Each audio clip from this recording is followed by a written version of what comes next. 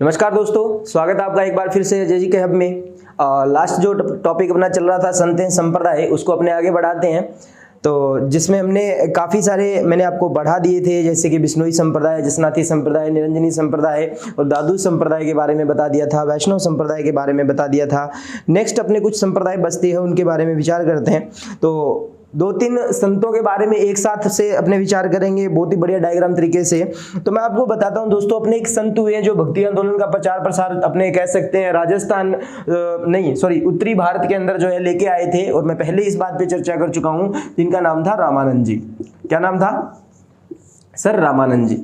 Sir ये रामानंद जी जो है मैंने आपको बताए थे, जो ये भक्ति आंदोलन कौन से सर? जो रामानुजाचार्य जो थे वो भक्ति आंदोलन दक्षिण भारत में जिन्होंने प्रारंभ किया था, उसको उत्तरी भारत में प्रचार प्रसार करने वाले संत थे सर रामानंद जी।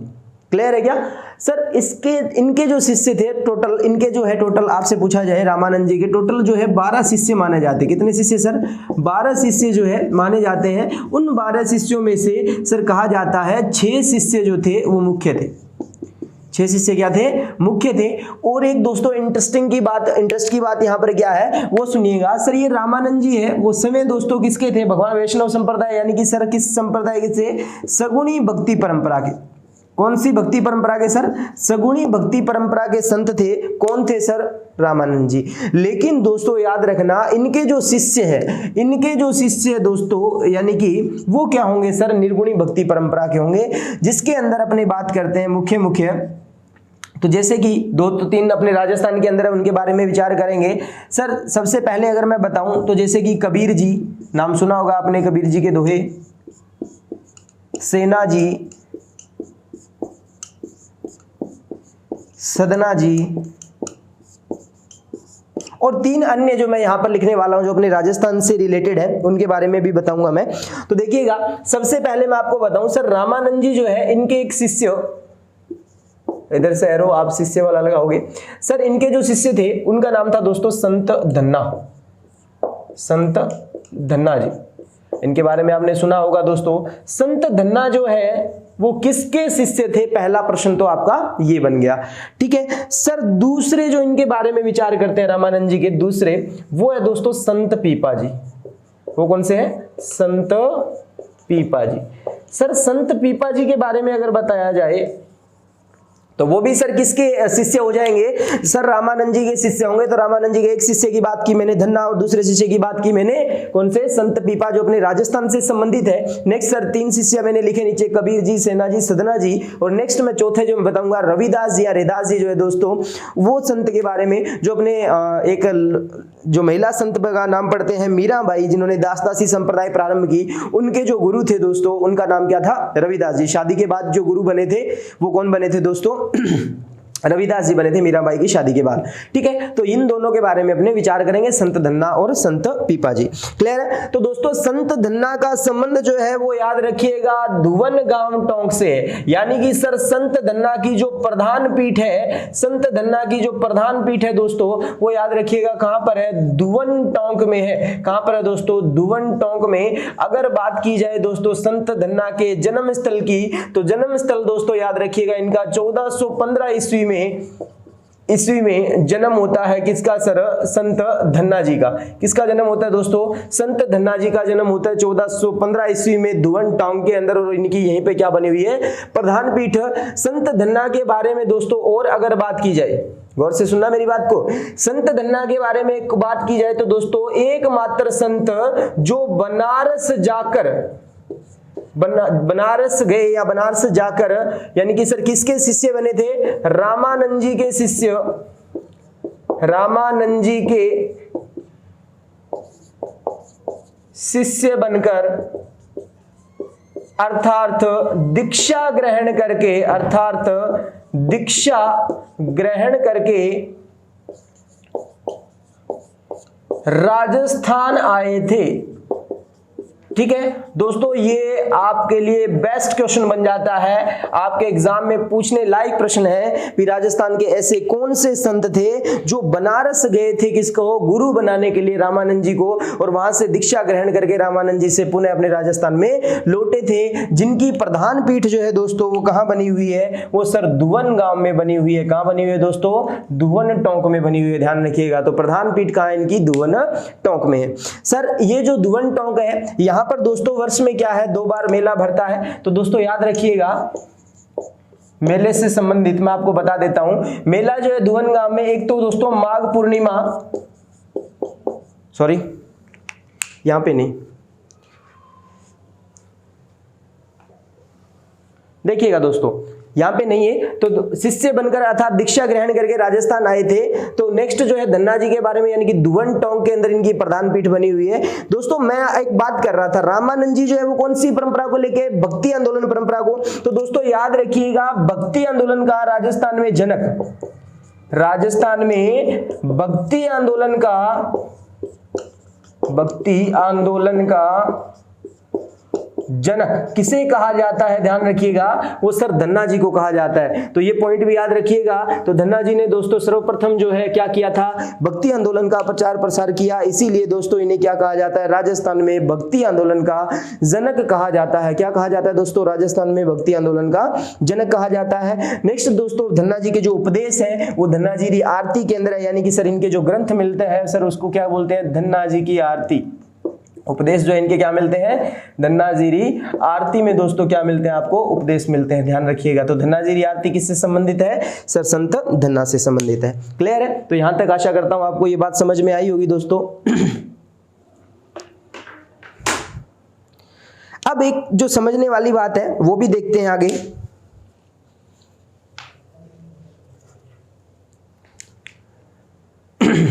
तो बनारस जाकर रामानंद जी के शिष्य बनकर कौन से संत जो है लौटे थे, या ऐसे कौन से संत थे जिन्होंने दोस्तों बनारस जाकर जो है दीक्षा ग्रहण की और पुनः जो है अपने राजस्थान में आकर जो है बसे थे, वो कौन थे दोस्तों, संत धन्ना जी थे। कौन से थे दोस्तों, संत धन्ना जी थे। अब इनके बारे में आगे बढ़ते हैं दोस्तों।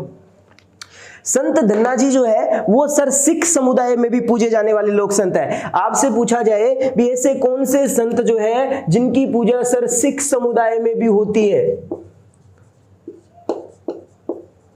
सिख समुदाय में पूजा होती है दोस्तों, याद रखिएगा वो कौन से संत की होती है दोस्तों, याद रखना संत धन्ना।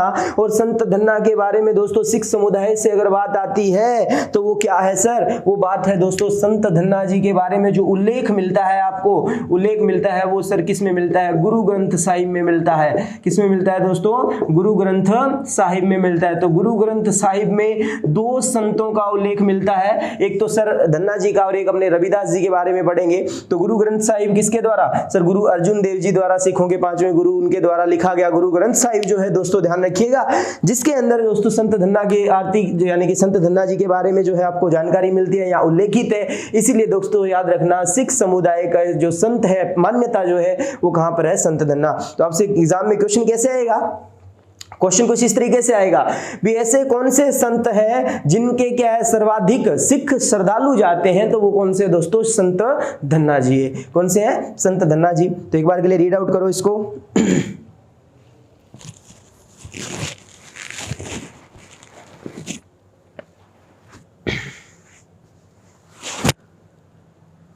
चलो अब देखते हैं, एक बात और रहती है, वो क्या है सर, गौर कीजिएगा मेरी बात पे। सर संत धन्ना जी की अगर बात करें सर, मुख्य स्थल जो आ गया, प्रधान पीठ जो आ गई, वो तो आ गई सर दुवन टोंक। बाई चांस आपको पूछ लिया जाए सर संत धन्ना जी से संबंधित स्थल कौन सा है, तो दुवन टोंक उसमें ऑप्शन में नहीं मिल रहा, तो दोस्तों याद रखिएगा वहां पर जो है आपको जोबनेर मिल सकता है। क्या मिल सकता है दोस्तों, जोबनेर, जयपुर में भी इनका एक अन्य स्मारक बना हुआ है। तो आप लाइन को पूरा लिखना भाई, इस तरीके से मेरी तरह गोले बना के मत लिख देना। सिख समुदाय में भी जिनकी मान्यता सर्वाधिक है वो कौन है, संत धन्ना जी। गुरु साहिब में उल्लेख मिलता है किसका, धन्ना जी का। जोबनेर जयपुर में क्या है दोस्तों, अन्य स्मारक बना हुआ है इनका। क्या बना हुआ है, अन्य स्मारक। ठीक है, तो आपसे पूछे जाने वाले क्वेश्चन दोस्तों संत धन्ना जी से। अब बात करते हैं दोस्तों संत पीपा। सर कौन थे संत पीपा? संत पीपा दोस्तों याद रखना गागरोनगढ़ के अंदर, आपको भी पता है दोस्तों, गागरोनगढ़ झालावाड़ के अंदर जो काली सिंध बाहू नदी के संगम पर बना दुर्ग दोस्तों, जो ऐसा दुर्ग है राजस्थान के अंदर जो बिना नींव के खड़ा हुआ है, बिना नींव के खड़ा दुर्ग गागरोनगढ़, और बिना नींव के बना दुर्ग जो है वो जयपुर का बना हवा महल है, दोनों को याद रखिएगा। नेक्स्ट मैं आपको बता रहा हूँ संत पीपा जी जो है खिंची शासक थे, खिंची शासक राजपूत शासक थे दोस्तों, ध्यान रखिएगा। अब बात याद रखनी है ये भी सर, इन्होंने क्या है शासन छोड़ा, और शासन छोड़ने के पश्चात जो है ये व्यक्ति क्या है दोस्तों, भक्ति भावना के अंदर जो है इन्होंने बताया भी भक्ति करना ही क्या है मोक्ष प्राप्ति की ओर जाता है।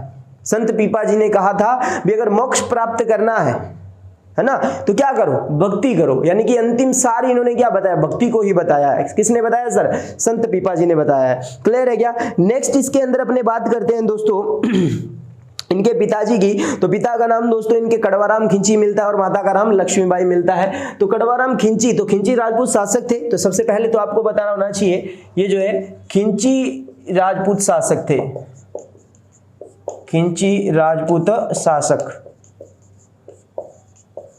थे। क्लियर है? तो खिंची राजपूत शासक कौन थे दोस्तों, ध्यान रखना, संत पीपा जी थे। अब संत पीपा जी के दोस्तों अगर बात करें पिता की, तो पिता का नाम था कड़वाराम खिंची, पिताजी का नाम क्या था, कड़वाराम। माता का नाम था दोस्तों लक्ष्मीबाई, लक्ष्मीबाई। और संत पीपा के जो बचपन का नाम था, बचपन का नाम वो था दोस्तों प्रताप।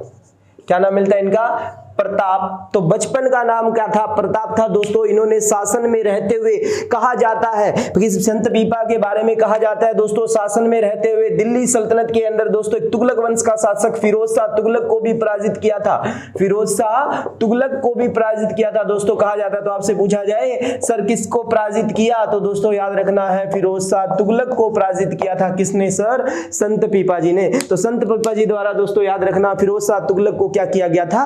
पराजित किया गया था। क्या किया गया था? पराजित किया गया था। किसके द्वारा? संत पीपा के द्वारा। आशा करता हूं यहां तक आपको समझ में आई होगी बात। नेक्स्ट बात करते हैं दोस्तों संत पीपा का संबंध किससे है? मैं अभी कह के गया था गागरोनगढ़ से। तो दोस्तों एक बात क्लियर है, जैसे कि अगर मैं बात करूं यहां पे संत पीपा का मंदिर, तीन बातें पूछी जा सकती है, जन्म स्थल, छतरी और गुफा। ठीक है, ये ध्यान रखना। तो छतरी, मंदिर, जन्म और गुफा की अगर बात की जाती है तो दोस्तों मंदिर जो है इनका वो बना हुआ है समदड़ी में। कहाँ बना हुआ है? समदड़ी, बाड़मेर में। अगर आपसे पूछा जाए समदड़ी बाड़मेर के अंदर कौन से समुदाय, कौन से समुदाय के अंदर, दोस्तों याद रखना दर्जी समुदाय जो है उसमें सर्वाधिक मान्यता है इनकी। तो आप लाइन लिख लेना सर, दर्जी समुदाय में संत पीपा की सर्वाधिक मान्यता है। समदड़ी बाड़मेर में क्या बना हुआ है दोस्तों? इनका मंदिर बना हुआ है। जन्म की बात करते हैं 1425 ईस्वी में, 1425 ईस्वी में दोस्तों गागरोनगढ़। ठीक है। नेक्स्ट छतरी भी दोस्तों इनकी कहां बनी हुई है? जहां जन्म वहीं छतरी, तो गागरोनगढ़ झालावाड़ में आएगा ये। क्लियर है? नेक्स्ट दोस्तों इनकी गुफा जो है वो है टोडा रायग्राम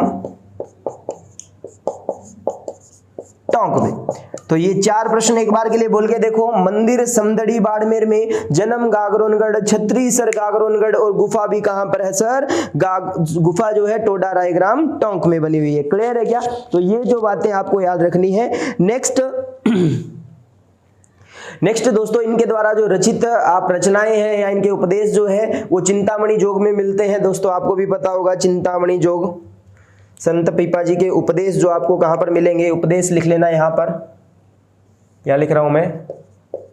उपदेश या इनकी रचना जो है वो कहां मिलेगी आपको? वो चिंतामणि जोग दोस्तों।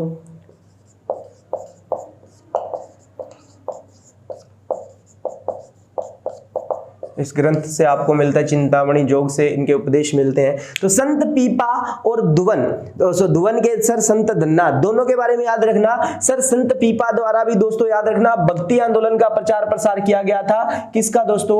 भक्ति आंदोलन का प्रचार प्रसार करने वाले, सर्वाधिक प्रचार प्रसार करने वाले संत जो है दोस्तों वो भी कौन माने जाते हैं? सर्वाधिक प्रचार करने वाले संत संत पीपा माने जाते हैं। सर्वप्रथम प्रचार करने वाले संत संत धन्ना माने जाते हैं। अगर दोनों ही ऑप्शन में नहीं है तो वहां पर दादू दयाल दीनदयाल जी संत जो है आपको सही करना पड़ेगा, क्योंकि उनका संबंध भी सर किससे है, भक्ति आंदोलन से ही रहा है। क्लियर है दोस्तों? तो ये दोनों आपको आशा करता हूं आपके समझ में आ गए होंगे, संत धन्ना जी और संत पीपा जी के बारे में। तो स्क्रीनशॉट ले लीजिए इसका। तो स्क्रीनशॉट लो भी फटाफट से।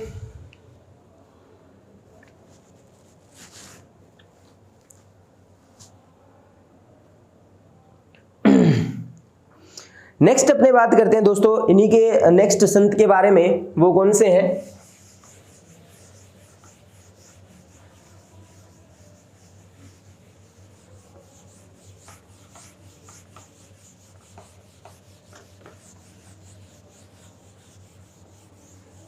नेक्स्ट संत कौन से हैं उनके बारे में विचार करते हैं।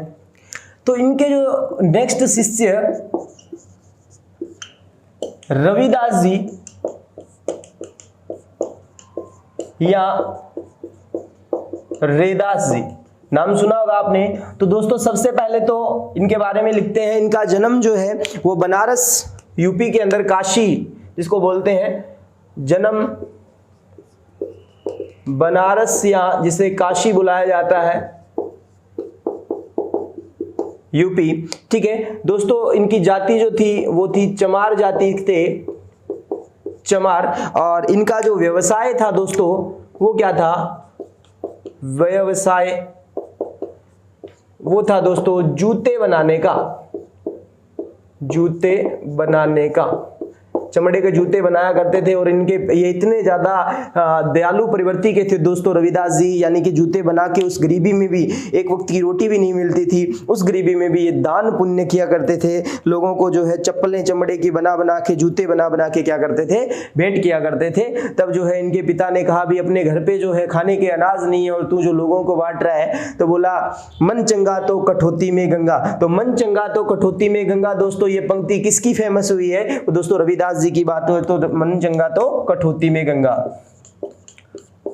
मन चंगा तो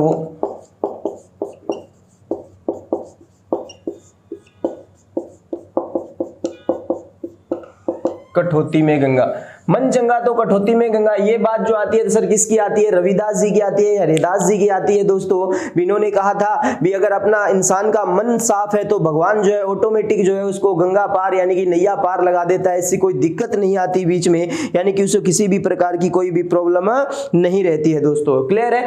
नेक्स्ट रविदास जी के बारे में बात की जाए तो ये जो है इनकी शिष्या जो थी जिनका नाम पढ़ते हैं दोस्तों मीराबाई। क्या नाम पढ़ते हैं? मीराबाई। तो मीराबाई की शादी के पश्चात जो उनके गुरु बने थे वो कौन बने थे दोस्तों? रविदास जी बने थे, क्योंकि वो बनारस वृंदावन की तरफ जब गई थी मीराबाई तो जो है किसको अपना गुरु बना के लेके आई थी दोस्तों? रविदास जी को। और कहाँ की रहने वाली थी मीराबाई?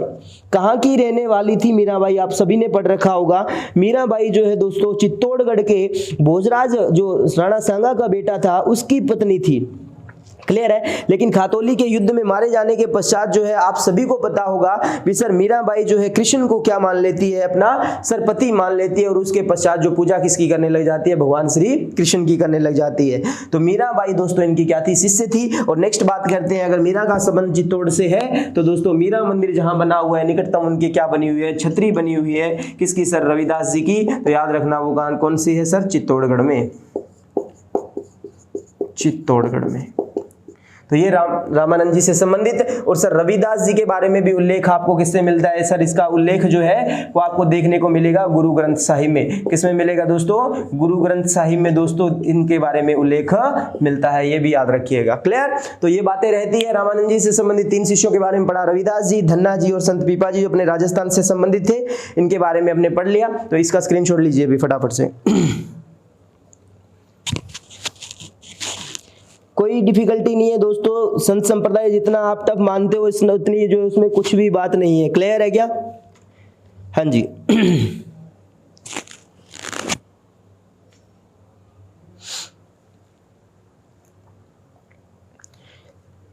संत रविदास जी काशी बनारस यूपी के रहने वाले, जूते बनाने का व्यवसाय, मन चंगा तो कठौती महंगा, उनके द्वारा पंक्ति है। संतों के संत भी कहा जाता है, आप इनके उपनाम भी लिख सकते हो दोस्तों। इन्हें क्या कहा जाता है? संतों का संत कहा जाता है। अगर आपसे पूछ लिया जाए संतों का संत सर किन्हें कहा जाता है, तो रविदास जी को कहा जाता है, ठीक है। और इनके उपदेश भी अगर आपसे पूछ लिया जाए तो इनके उपदेश सर पर्ची में मिलते हैं। किस में मिलते हैं? पर्ची, यानी कि सर रविदास जी की पर्ची जो है वो क्या मिलते हैं सर? इनके उपदेश मिलते हैं। तो रविदास जी के द्वारा जो उपदेश रचित है वो किसमें है सर? उनकी पर्ची में रचित है। पर्ची वो वाली नहीं है जो आप बचपन में लिखा करते थे, वो वाली पर्ची नहीं है। ये क्लियर है क्या?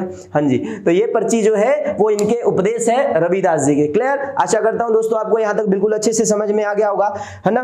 तो आपकी तैयारी कैसे चल रही है, किस तरीके से आप इसको वीडियो अच्छी लग रही है, क्वालिटी वगैरह कुछ भी इसके बारे में राय अगर देना चाहते हो वो कमेंट सेक्शन के अंदर जाके जरूर बोलिएगा। क्लियर? कुछ बच्चे जैसे कि कह रहे थे, मैंने कमेंट पढ़े थे, सर मैथ्स की क्लास, हिस्ट्री की क्लास, भाई मेरे देखो सुबह से लेकर शाम तक, जब से जगता हूं तब शाम को 10 बजे तक भागता रहता हूं इधर उधर, है ना।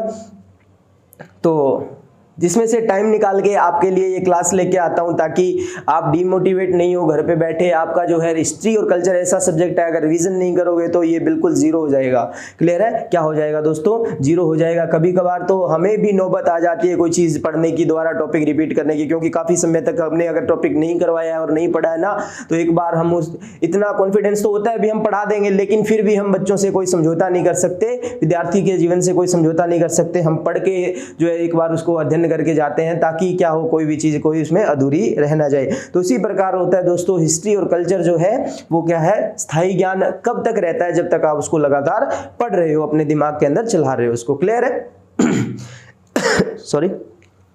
नेक्स्ट इसके बाद में दोस्तों 2 संप्रदाय और देखेंगे अपने आज, फिर नेक्स्ट वाली वीडियो के अंदर इस टॉपिक को समाप्त कर देंगे। कोशिश तो यही रहेगी।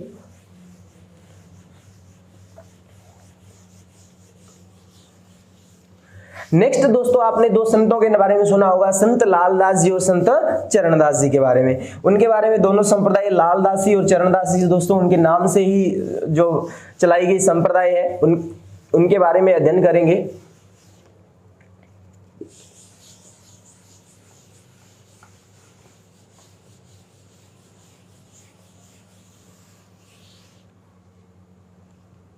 क्लियर है? चलो देखते हैं दोस्तों दोनों संतों के बारे में। मैंने लिखा है यहां पर लालदासी संप्रदाय। कौन सी संप्रदाय? लालदासी संप्रदाय। तो लालदासी संप्रदाय जो है दोस्तों वो लालदास जी द्वारा चलाई गई। किसके द्वारा चलाई गई? लालदास जी के द्वारा। और नेक्स्ट संप्रदाय है दोस्तों चरणदासी। कौन सी? चरणदासी संप्रदाय। चरणदासी संप्रदाय दोस्तों किसके द्वारा चलाई गई थी? चरणदास जी के द्वारा। यानी कि सर दोनों का नाम से ही है, कोई दिक्कत वाली बात नहीं है, याद रह जाएगा। ठीक है, प्रवर्तक की कोई दिक्कत नहीं आती, लेकिन इससे संबंधित बहुत कुछ बातें हैं जिसमें बच्चा एक बार कंफ्यूज हो जाता है, लेकिन हमें कंफ्यूज नहीं होना है। सर दोनों का अगर संबंध बात करते हैं तो सर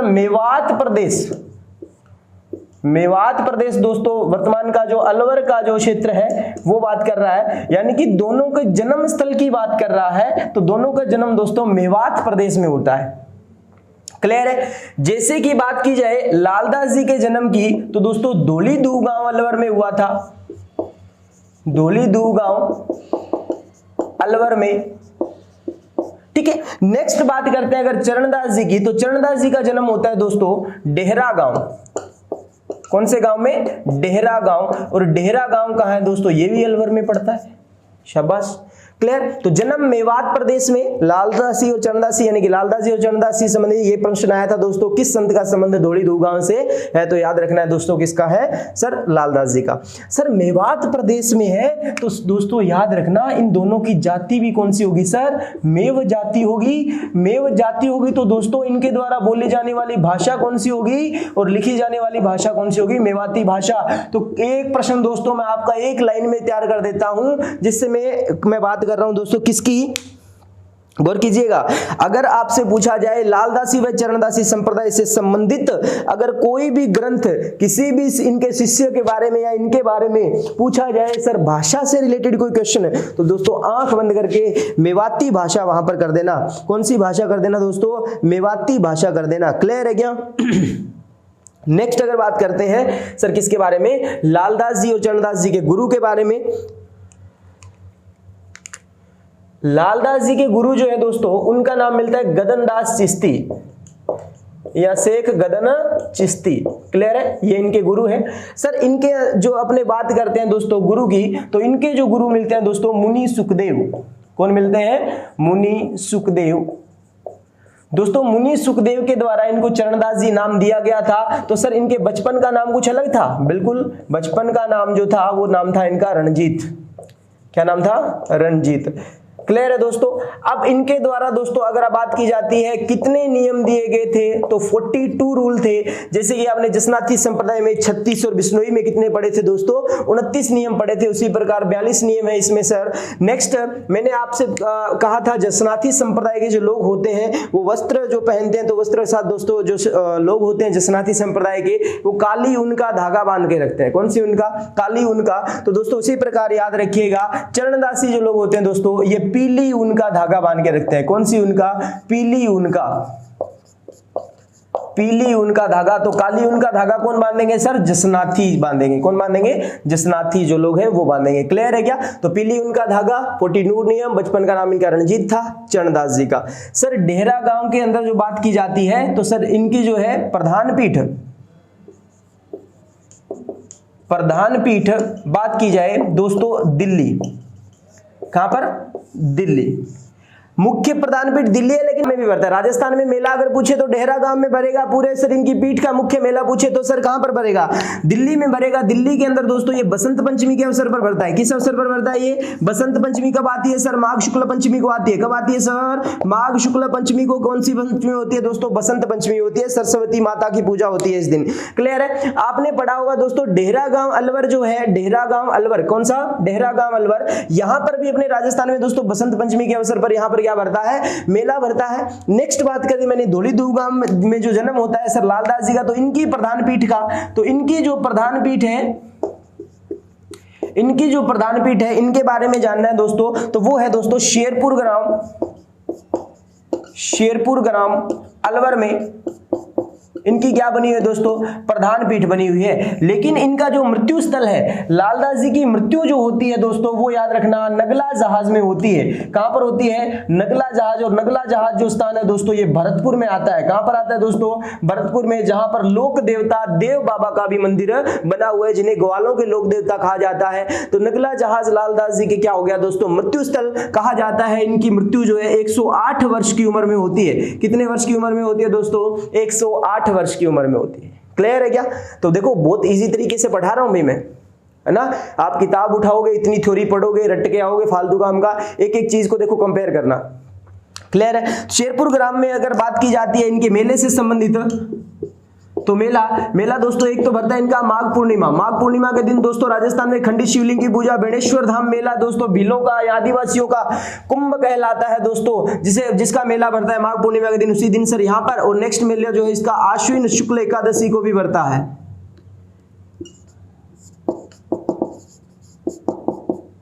आश्विन शुक्ल एकादशी। तो माघ पूर्णिमा व आश्विन शुक्ल एकादशी को दोस्तों याद रखिएगा। शेरपुर ग्राम अलवर के अंदर मेला भरता है दोस्तों। लालदासी संप्रदाय के प्रवर्तक लालदास जी की जहां पर प्रधान पीठ बनी हुई है, जहां जिनकी सर मृत्यु की अगर बात आती है तो मृत्यु सर नगला जहाज भरतपुर के अंदर होती है 108 वर्ष की उम्र में। अगर सर के बात करें राजस्थान का एक ऐसा संत सर जिसने जन्म तो लिया सर राजस्थान में, लेकिन सर जिसकी प्रधान पीठ राजस्थान से बाहर है, वो संत कौन से है? चरणदास जी।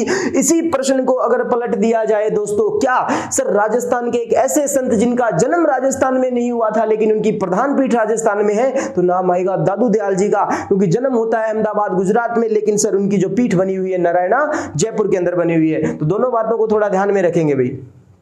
क्लियर है? सर लालदास जी के जो उपदेश मिलते हैं वो लालदास जी की वाणी में मिलते हैं। किसमें मिलते हैं दोस्तों उपदेश? इनके लालदास जी वाणी में क्या मिलते हैं दोस्तों? उपदेश मिलते हैं। लेकिन दोस्तों इनके द्वारा जो रचित है, चरणदास जी द्वारा रचित ग्रंथ कौन कौन से हैं देखते हैं। इनके जो ग्रंथ कौन से हैं वो याद रखना, मेवाती भाषा में है। कौन कौन से हैं? ब्रह्म सागर, नेक्स्ट दोस्तों सूर्योदय,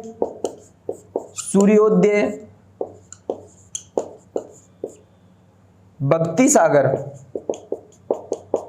ऐसे जो ग्रंथ मिलते हैं दोस्तों, ब्रह्म सागर, सूर्योदय, भक्ति सागर ग्रंथ, वो किसके हैं दोस्तों? चरणदास जी के। चरणदास जी के दो शिष्यों के बारे में आपने पढ़ा होगा दोस्तों, दयाबाई व सहजोबाई। कौन सी बाई? दयाबाई व सहजोबाई। दोस्तों याद रखिएगा, दयाबाई व सहजोबाई, इनके बारे में दोस्तों अलग से कराऊं मैं, दयाबाई व सहजोबाई। ये दोस्तों किनकी शिष्य मिलती है? सहजो बाई। तो दोस्तों दयाबाई ने दयाबोध व सहजोबाई ने सहजो प्रकाश जैसे ग्रंथ की क्या की? रचना की। एक बार एग्जाम में क्वेश्चन आया था, चरणदास जी के शिष्य, चरणदास जी की शिष्या दोस्तों कौन सी? सहजोबाई व दयाबाई जो है उनके द्वारा रचित ग्रंथों की भाषा कौन सी है? तो कंफ्यूज ही नहीं होना, मैंने कहा ना इनके बारे में पूछे या इनसे शिष्य से रिलेटेड पूछे, नाम दोस्तों में आना चाहिए। चरणदास जी की जो भाषा रहती है वो मेवाती भाषा रहती है। क्लियर है? तो ब्रह्म सागर, सूर्योदय और भक्ति सागर, यानी कि सूर्योदय यानी कि सुबह सुबह भक्ति करनी है ब्रह्मा जी की। क्लियर? ये बात बोली थी किसने? चरणदास जी ने। क्लियर है? तो चरणदास जी और लालदास जी से संबंधित मैंने इतनी जानकारी दी, क्या आपको याद हुई क्या? ये आपको अगर पूछा जाए, आपको अगर पूछा जाए ऐसी कौन सी संप्रदाय है जिसको आप प्रवेश करोगे या जिसको आप ग्रहण करोगे, तो आपको पहले क्या करेगा? वो सर काला मुंह करके, काला मुंह करके गधे पर बैठाकर पूरे गांव में घुमाया जाएगा। यानी कि आप में कोई भी किसी भी प्रकार का अहम ना रहे, आप में यानी कि इज्जत बेइज्जती वाली कोई फीलिंग ही ना रहे। ठीक है? तो ऐसी जो है ऐसा करके जो है न्यूट्रल करके छोड़ा जाता है, मतलब किसी भी प्रकार से निंदा वगैरह वाला जो है बात, अहंकार नहीं रहना चाहिए, कोई भी अहम नहीं रहना चाहिए अगर इस संप्रदाय को आप ग्रहण करते हो। तो काला मुंह करके गधे पे बैठाकर सर घुमाया जाता है। कौन सी संप्रदाय में? लालदासी संप्रदाय में। तो देखो यहां तक इसको एक बार के लिए मनन करो। आशा करता हूं आपको यहां तक कोई दिक्कत नहीं होगी।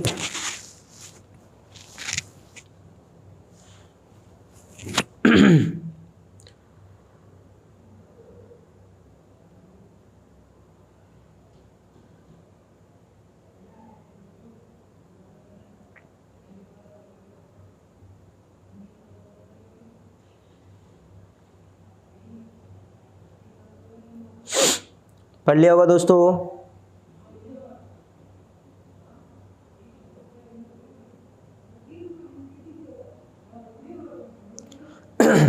क्लियर है दोस्तों? एक बात और बता देता हूं मैं आपको इस लालदासी संप्रदाय के बारे में। जैसे कि दोस्तों यहां पर एक शब्द यूज करते हैं जिसका नाम है दोस्तों जय राम, जय राम। क्लियर है? अभिवादन शब्द अगर आपसे पूछा जाए लालदासी संप्रदाय, दोस्तों लालदासी संप्रदाय के अंदर दोस्तों व्यक्ति जो है वो गृहस्थ जीवन भी जी सकते हैं। सर गृहस्थ जीवन जिएंगे तो सर क्या वो इस संप्रदाय का मनन करेंगे? हाँ बिल्कुल, राम नाम का जाप जो है वो करते रहते हैं। लेकिन दोस्तों अभिवादन शब्द आप लिखोगे क्या? लालदासी संप्रदाय का अभिवादन शब्द अगर पूछा जाए, अभिवादन क्या मतलब है? मतलब जैसे कि आपने एक वेब सीरीज तो देखी होगी, वो आई थी ना अभी, जपनाम वाली ऐसी कुछ जो थी, तो जैसे ही वो बोलते हैं जपनाम है ना, उसी प्रकार दोस्तों इसके अंदर जैसे भी अभिवादन बोलते हैं एक दूसरे से, तो एक शब्द यूज करते हैं, बोलो जय राम, जय राम। क्लियर है? तो वो दोस्तों लालदासी संप्रदाय होती है। तो लालदासी संप्रदाय के अंदर गुरु का नाम गदनजीश थी, इधर जो है मुनि सुखदेव। सर चरणदास जी ऐसे संत थे, अपने दोस्तों 1739 ईस्वी के अंदर एक आक्रमण हुआ था जिसका बात आती है नादिर शाह आक्रमण बोलते हैं जिसको, नादिर शाह ने भारत पर आक्रमण किया था। तो उस आक्रमण की दोस्तों भविष्यवाणी की थी, आक्रमण की क्या थी? भविष्यवाणी की थी। अब सर लालदास जी भी भविष्यवाणी करते हैं? हाँ बिल्कुल करते हैं, लेकिन आपको मैं लिखवा देता हूं, लाइन लिख लो अपने नोट्स में। क्या लिखोगे? लालदास जी ने जब भविष्यवाणी की तो उन्होंने कहा था कि जो अपने भाई को पराजित करेगा वो दिल्ली पर शासन करेगा, जो अपने भाई को पराजित करेगा वो दिल्ली पर शासन करेगा। क्लियर है दोस्तों? दिल्ली पर शासन करेगा। क्लियर? आशा करता हूं आपको समझ में आई होगी ये बात। क्लियर है? हाँ जी, तो इन्होंने भविष्यवाणी की थी सांझा के पुत्रों के लिए। तो सांझा के पुत्रों के लिए दोस्तों औरंगजेब और दारा की जो बात आती है, जिन्होंने उत्तराधिकारी युद्ध लड़े थे, उनके लिए बहुत पहले इन्होंने भविष्यवाणी कर दी थी भी आगे सांझा के आगे जो भी आएगा वो क्या करेगा, अपने भाई को पराजित करेगा और दिल्ली की गद्दी पर बैठेगा। तो दोस्तों वो क्या है बात रहती है, लालदास जी यानी कि शाहजहां के पुत्रों के लिए जो है पहले से ही भविष्यवाणी करके जाते हैं और आखिरकार दोस्तों वही होता है दारा और औरंगजेब के मध्य दोस्तों धर्मत का युद्ध, दोराई के युद्ध जो अपने पढ़ते हैं इतिहास के अंदर 1658 और 1659 ईस्वी के अंदर। क्लियर है, तो वो बातें रहती है दोस्तों। आशा करता हूं आपको ये काफी बातें समझ में आ गई। लालदास जी वाणी या शब्द यूज हो सकता है दोस्तों, यहाँ पर चेतावनी ऑब्लिक ले आके आप चेतावनी भी लिख सकते हो, लालदास श्री चेतावनी भी बोल देते हैं उसको। क्लियर है, शेरपुर ग्राम अलवर, इनकी प्रधान पीठ दिल्ली में है। मेले की बात की जाएगी तो इधर बसंत पंचमी के दिन दोस्तों डेहरा गांव में भी इनका जो है मेला भरता है। डेहरा गांव का संबंध दोस्तों चरणदास जी थे, धोली दूर गांव का संबंध जो है वो लालदास जी से। इस तरीके से बोलते रहना है, बोलते रहना है, बोलते रहना है, बोलते रहना, जब तक बोलते रहना है जब तक हमारा सिलेक्शन नहीं हो जाए दोस्तों। तो आशा करता हूं आपको यहां तक बिल्कुल अच्छे से समझ में आया होगा। तो कीप स्पोर्ट, है ना, स्पोर्ट करते रहिए दोस्तों। हमें जो है आप जितना ज्यादा आपको हम देख के मोटिवेट होते हैं, जिस तरीके से आप हमें देख के मोटिवेट हो रहे हो, हम भी आपको देख के मोटिवेट होते हैं। सुबह उठने के पश्चात शाम तक दोस्तों, अभी जो आपको पता होगा तो इसी जो सिस्टम रहता है भी लेट रात को 10-10 बजे तक, 11-11 बजे तक खाना खा पाते हैं हम। क्लियर है, तो वो मेहनत किसके लिए, आपके लिए हो पा रही है। क्लियर है क्या, आपके साहस को देख के। जैसे बच्चों ने, मेरा तो कोई मन ही नहीं था स्टार्ट करने का यूट्यूब पे, लेकिन आपने मुझे इतना ज्यादा फोर्स किया भी सर नहीं आप क्लास स्टार्ट करो, हम पढ़ना चाहते हैं। तो मैंने सोचा भी बच्चे अगर मेरे इस तरीके से थोड़े से टाइम से अगर कोई कामयाब हो जाएगा तो मुझे बहुत ज्यादा प्रसन्नता होगी।